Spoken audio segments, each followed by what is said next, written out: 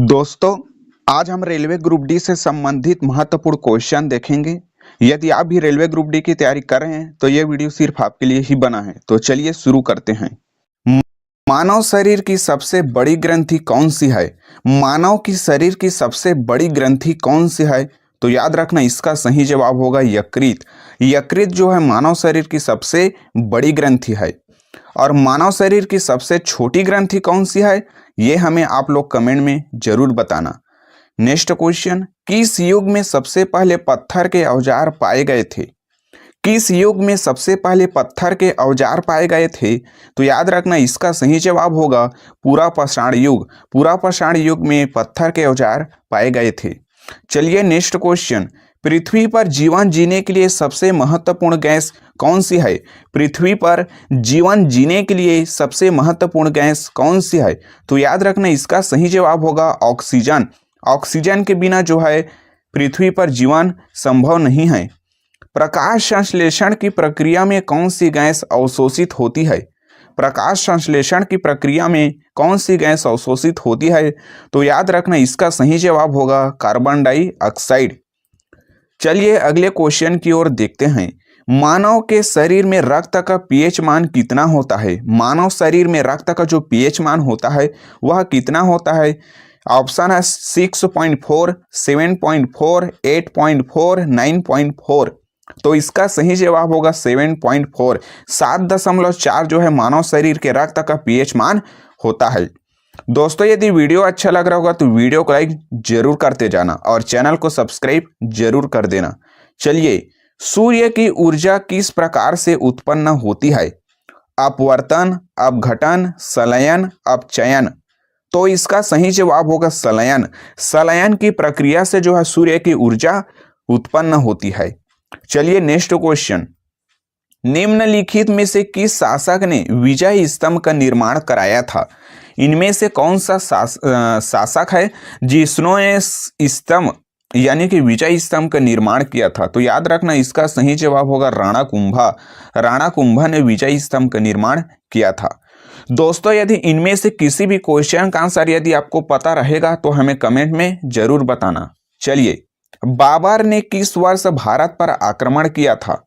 बाबर ने सबसे पहले भारत पर आक्रमण कब किया था?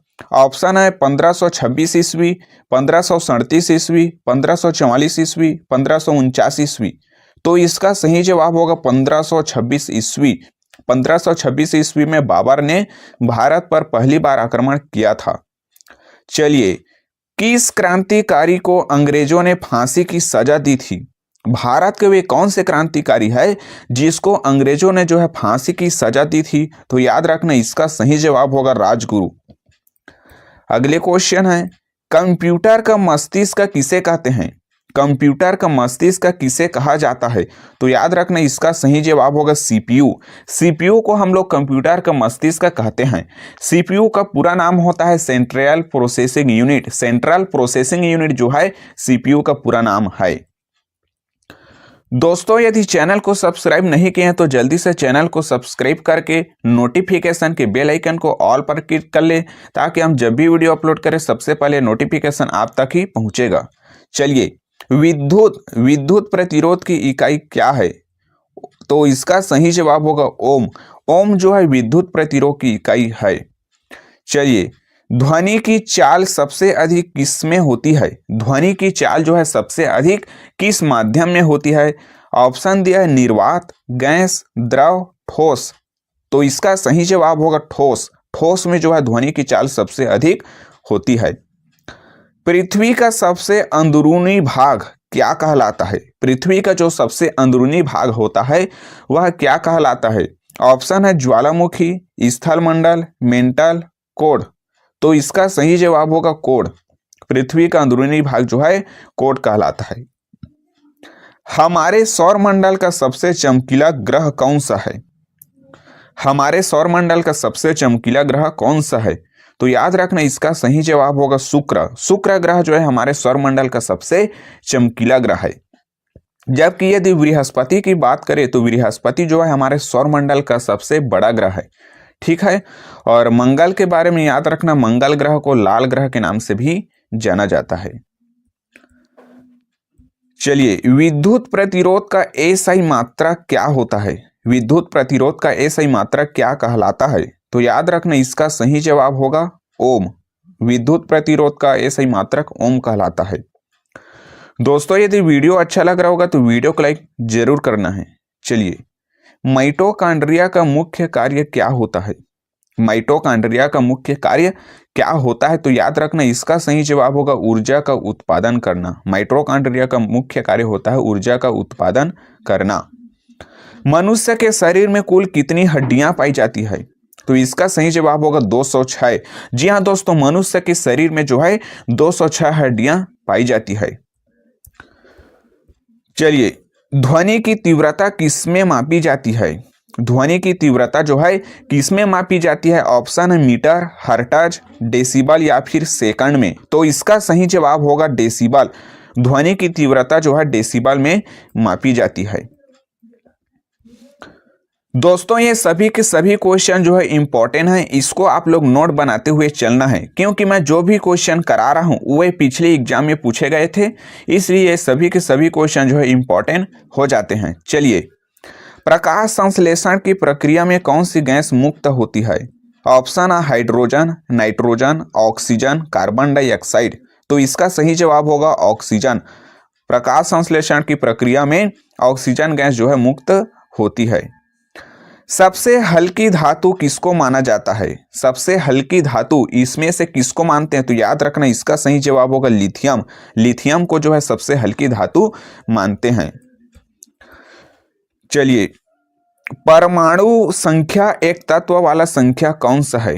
परमाणु की संख्या एक तत्व वाला कौन सा है? तो याद रखना इसका सही जवाब होगा हाइड्रोजन। हाइड्रोजन जो है एक तत्व वाला परमाणु संख्या है। दोस्तों, ये सभी के सभी क्वेश्चन जो है प्रीवियस ईयर क्वेश्चन है। पिछले एग्जाम में ये क्वेश्चन जो है कई बार रिपीट हुए थे, वही क्वेश्चन हम लोग करा रहे हैं। तो सभी के सभी क्वेश्चन 100% संभावना है कि आने वाले एग्जाम में पूछे जाएंगे।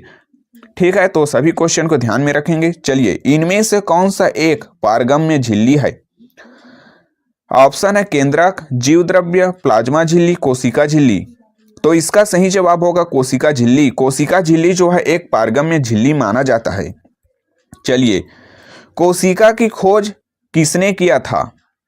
कोशिका की खोज जो है किसने किया था? तो याद रखना रॉबर्ट हुक। रॉबर्ट हुक जो है कोशिका के खोजकर्ता माने जाते हैं। दोस्तों, यदि वीडियो को अभी भी लाइक नहीं किए तो जल्दी से वीडियो को लाइक करो और चैनल को सब्सक्राइब करके नोटिफिकेशन के बेल आइकन को ऑल पर सेट कर लो, ताकि हम जब भी वीडियो अपलोड करें सबसे पहले नोटिफिकेशन आप तक पहुंच सके। चलिए, प्रकाश वर्ष किसका माप है? प्रकाश वर्ष जो है किसका माप है? ऑप्शन है समय, दूरी, गति, द्रव्यमान। तो इसका सही जवाब होगा दूरी। जी हाँ दोस्तों, प्रकाश वर्ष जो है दूरी का माप है।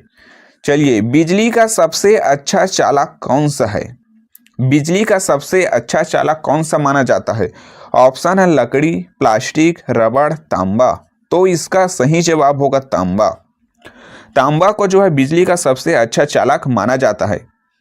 और यदि इसी ऑप्शन में यदि चांदी दे देता तो याद रखना इसका अच्छा चालक चांदी है। यदि तांबा और चांदी दोनों एक साथ ऑप्शन में रहे तो आप लोग ध्यान में रखना चांदी को लेना है, और चांदी यदि ऑप्शन में ना रहे तो तांबा को लेना है। ठीक है, चलिए, ब्रह्मांड का सबसे बड़ा ग्रह कौन सा है? पृथ्वी, शुक्र, शनि, बृहस्पति। तो इसका सही जवाब होगा बृहस्पति। जी हाँ दोस्तों, ब्रह्मांड का सबसे बड़ा ग्रह बृहस्पति को मानते हैं।